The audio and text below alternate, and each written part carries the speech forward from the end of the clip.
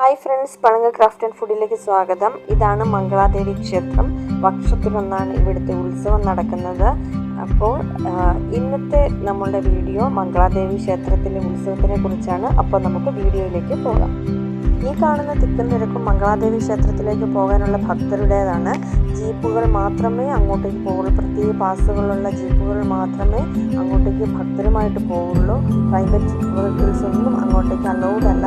ഓരോ പോലീസുകാരും അതുപോലെ ഫോറസ്റ്റ് ഓഫീസേഴ്സും നാട്ടുകാരും വീടും എല്ലാവരും വളരെ ഹെൽപ്പ് ചെയ്യുന്നുണ്ട്.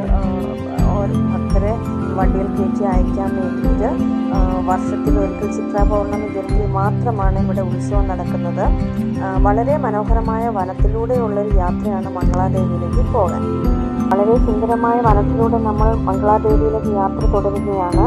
അപ്പോൾ ഈ കണ്ണകി വളരെ ധനികനായ ഒരു വ്യാപാരിയുടെ മകളായിരുന്നു. കോവിലൻ എന്ന വ്യാപാരിയെ കല്യാണം കഴിച്ചതിന് ശേഷം അദ്ദേഹം ഒരു മാധവി എന്ന അതീവ സുന്ദരിയായ ഒരു നർത്തകിയെ സ്നേഹിക്കുകയും പിന്നീട് കണ്ണകിയെ മറക്കുകയും ചെയ്തിരുന്നു.